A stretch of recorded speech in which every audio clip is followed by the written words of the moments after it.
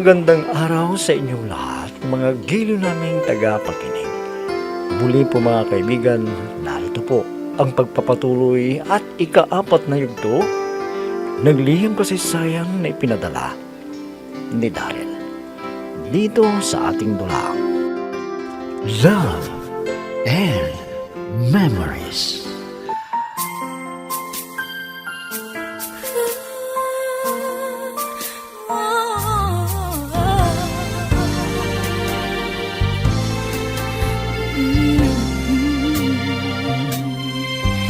Hindi natin maiwasan na magmahal na lang bigla.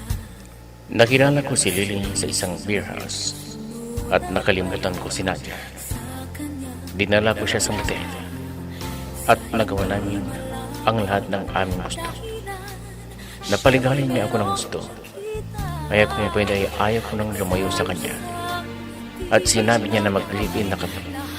Pero sinabi ko na wala pa akong trabaho at kung makapasok na ako sa serbisyo, tsaka kami mag-live-in. Samantala, nalungkot si Nadia dahil di ko siya nadalaw sa bahay nila.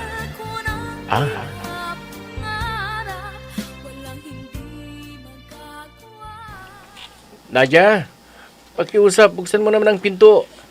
Gusto kong magkausap tayo para malaman mo ang dahilan kung bakit hindi ako nakakadalaw sa'yo. Nadia, please, buksan mo ng pinto. Kausapin mo naman ako.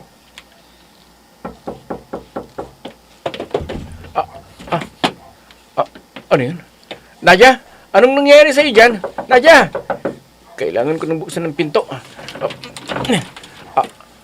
Nadia! Lola Iday! Halika kayo dito! Lola! Si Nadia! Ano bang... Nadia! Nadia! Apo! Sige po, Lola. Tulungan niyo ako para maibaba si Nadia. Alisin ko ang tali sa linya. Nagpapakamatay siya. Nadia, Apo! Bakit mo ginawa ito? Sige, dalyan mo. Bilisan mo yung tali sa leg. Alisin mo. Opo, Lola. Nadia! Bakit mo ginawa Bilisan ito? mo, Bakit? Darrell. Kailangan dadalhin natin siya sa ospital. Opo, Lola. Sandali. Ibababa ko po siya. Naku, patay na yata si Nadia. Huwag po kayong mag-alala, Lola. Isusugod natin siya sa ospital para mailigtas pa ang buhay niya.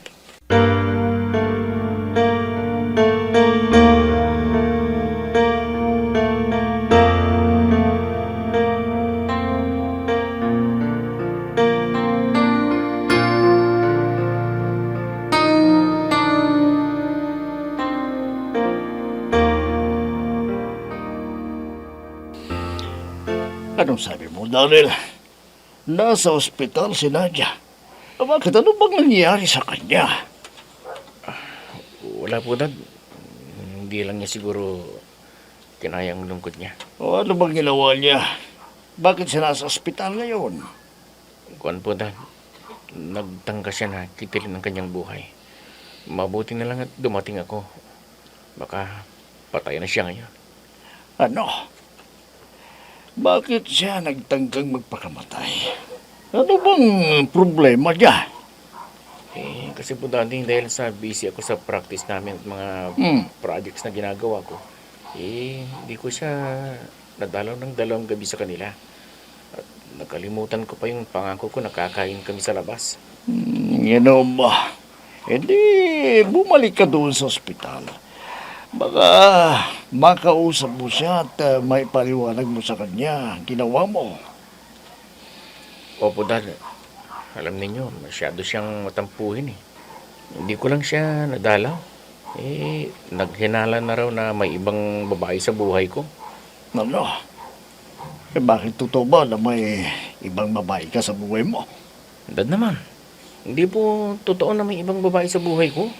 Kung gano'n ay kausapin mo siya at sabihin mo na kahit hindi mo siya dadala o dinadalaw, siya lang babae sa buhay mo. Opo, Dad. Pupunta ako ngayon sa ospital para malaman ko kung nagkamalay na. Tsaka ko ipapaliwanag ng lahat.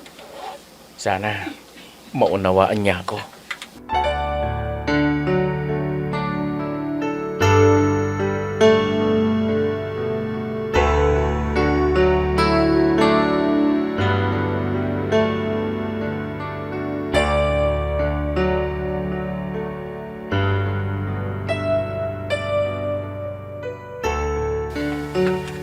Lola, kumusta na pong naging ni Nadia?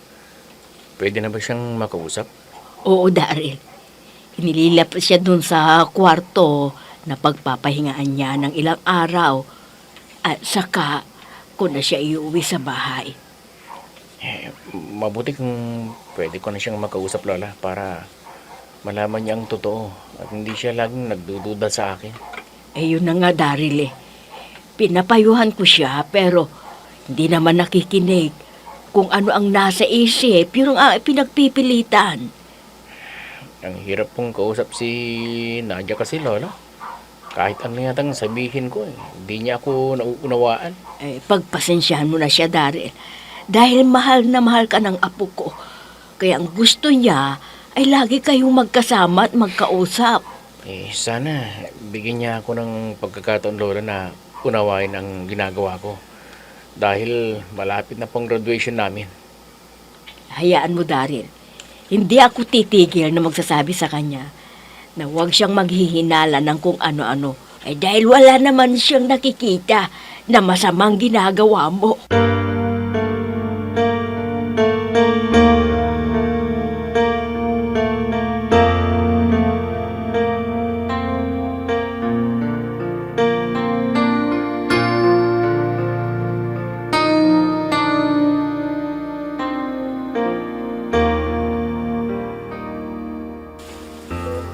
Mabuti naman at gising ka na. Kumusta nang pakiramdam mo? Sana huwag mo nang uulitin ang ginawa mo. Sana maghintay ka dahil sinabi ko naman sa'yo na marami akong gawain sa nalalapit na graduation namin. Dumating ka pa. Sana hindi mo na ako dinala dito sa ospital. Para hindi ko na madama ang sakit ng kalooban ko. Nadia, huwag mong sabihin yan. Alam mo naman na mahal kita eh. Kaya huwag kang magduda sa akin. Paano naman kasi? Hindi ka tumupad sa pangako mo. Kakain na tayo sa labas. Kalimutan mo rin pati anniversary natin. Alam ko, pinagpalit mo na ako sa ibang babae. Wala yun, Nadia. Ikaw lang babae sa buhay ko. Kaya maniwala ka sa akin. Totoo ba yung sinasabi mo yan? Baka dahilan mo lang yan para hindi ako magalit sa'yo. Maniwala ka naman sa sinabi ko, Nadia. Ikaw lang nasa puso ko. Ayan mo, pag may trabaho na ako, magpapakasal agad tayo para hindi mo na ako paghinalaan.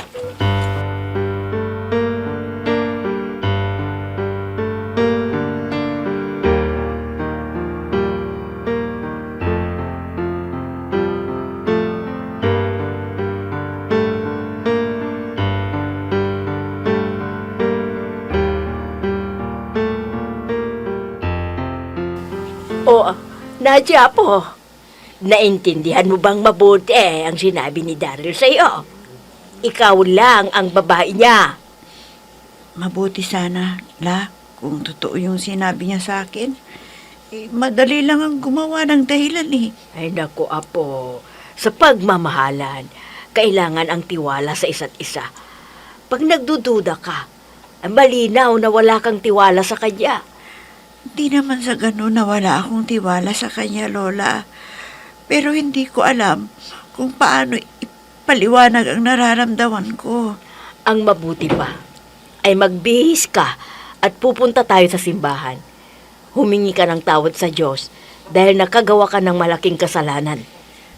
Kung Lola, hintayin natin si Daryl na pumunta rito para may kasama tayong pupunta sa simbahan. Ay naku, Apo, hindi yun pupunta rito. Hindi ba niya sinabi sa'yo? Baka bukas na siya pupunta rito. Ha? Bakit po, Lola? Sana naman daw siya pupunta. May dadaluhan bang okasyon? At isasama niya yung daddy niya? Hindi mo ba alam, Apo, na ngayon ang graduation nila? Ha? Lola? Oh, bakit ka umiiyak? Graduation niya pala. Bakit hindi man lang sinabi sa akin? Di halata na nagsawa na siya sa akin, La. Ay, naku, Apo. Napakamatampuhin mo naman. Alisin mo ang ugali mo yan. Dapat na magtitiwala ka sa nobyo mo. Ikaw lang ang gumagawa ng problema mo eh. Hindi si Darrell.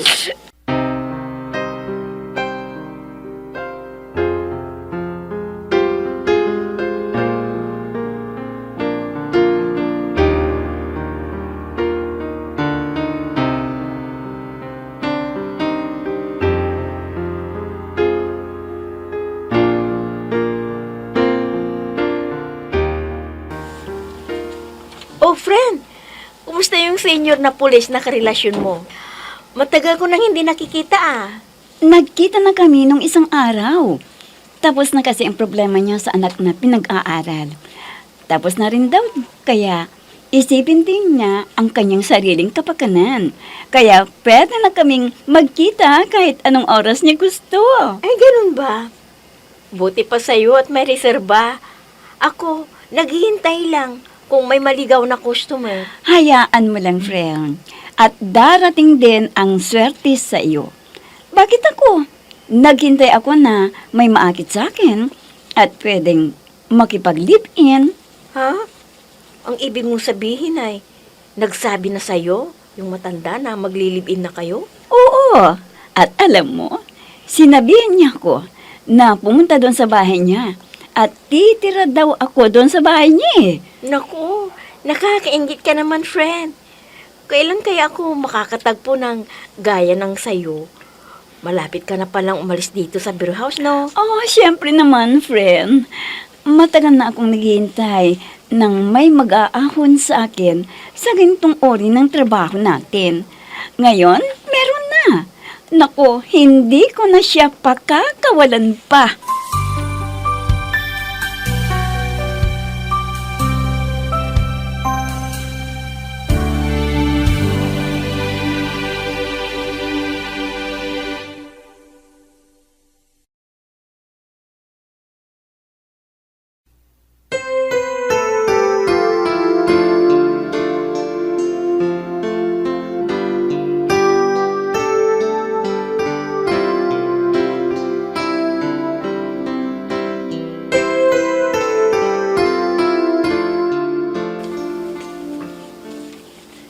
O ano, Pards?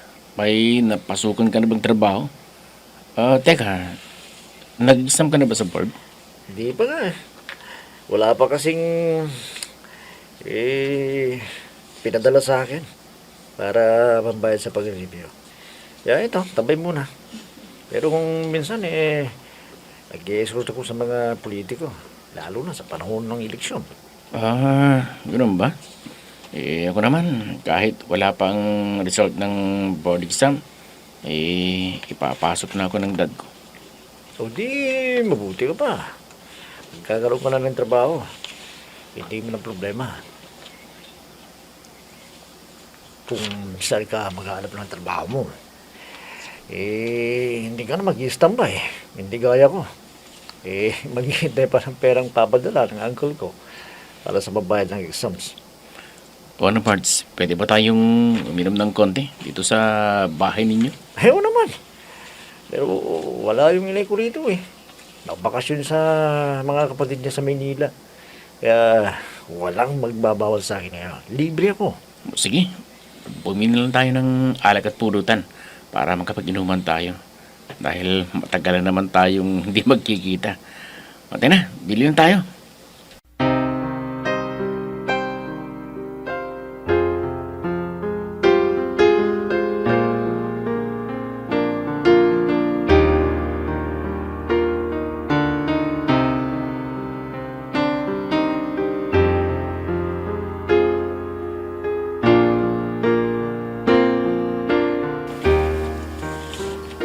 Oh, Nadia, nakabihis ka. May lakad ba kayo ni Darrell? Sana huwag kayong magpapagabi, ha? Opo, Lola. Huwag kayong mag-alala. Sandali lang po ako. May gusto rin akong bilhin sa mall eh. Sige, Apo. Ang gusto ko, ganyan, lumabas ka at maglibang. At sana maging maayos na ang relasyon ninyo ni Darrell. Dahil wala naman siyang ginagawang masama. Hayaan niyo, Lola. Ako na po ang bahala dyan. Naisip ko na hindi dapat nasirain ko ang buhay ko sa walang kwentang tao na hindi alam na pahalagahan ang nagmamahal sa kanya. Ha? Anong ibig mong sabihin, Nadia? Ayaw mo na ba kay Darrell? Ganun ba? Di ko alam, Lola, pero kikilatisin ko muna ang ugali niya kung magkakasundo kami. Dahil iba na ang ugali niya ngayon eh. Ay, ikaw ang bahala kung ano ang iyong desisyon. Hindi ko pakikialaman. Salamat po, Lola. Kayo lang naman ang nagmamalasakit at nagmamahal sa akin ng tunay eh. Salamat la ha.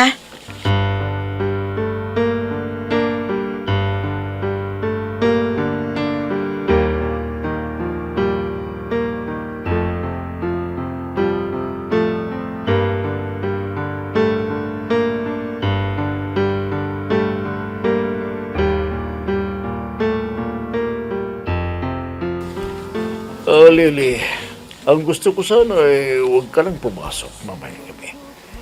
Isasama kita doon sa bahay para hindi na tayo magbayad ng motel. Ha? Binigla mo naman ako? Naku, tiyak na hindi ako papayagan na umalis kung walang papalit sa akin. Kaya kailangan ko muna magpaalam bago ako sumama sa iyo. Yan ang bahan. Sige, ikaw ang bahala. Pero huwag ka lang makipag-table, ha? Dahil pagkatapos mong sumayaw, iuwi kita. Ano? Malinaw? Oo na, para tumigil ka na sa pagkukulit mo sa akin. Talaga bang magliliwin na tayo? Tingnan mo yan. Ikaw ngayon ang makulit. Tanong ka ng tanong. Isasama ba kita sa bahay ko kung hindi tayo maglilibin? Oh, sige, kang bahala. Basta tuparin mo ang pangako mo dahil aalis na ako sa trabaho. Kaya ikaw na ang bahala sa aking pamumuhay. Siyempre, kukulin ba kita kung hindi kita kayang buhayin? Huwag ka magalala. Sagot kita. Dahil na-inlove na rin ako sa iyo. Dahil din ang galing mong magpaligaya.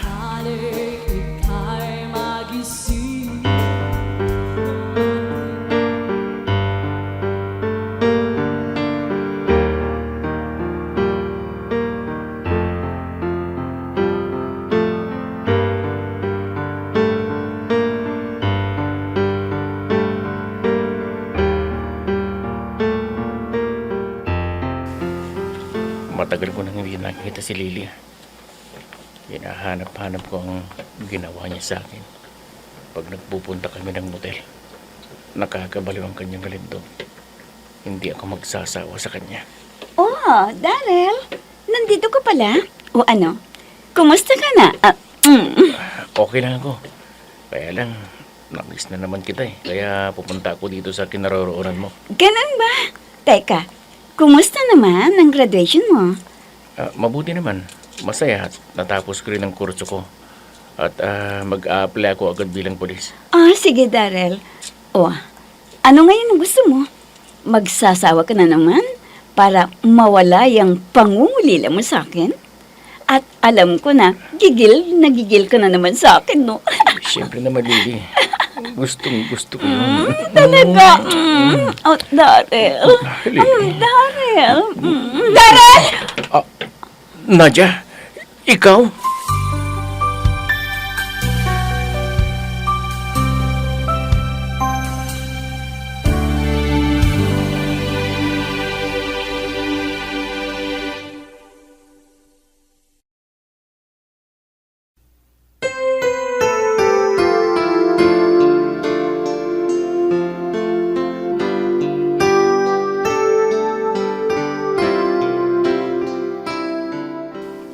Ano kaya ang gagawin ni Darrell sa pagkakataong yun?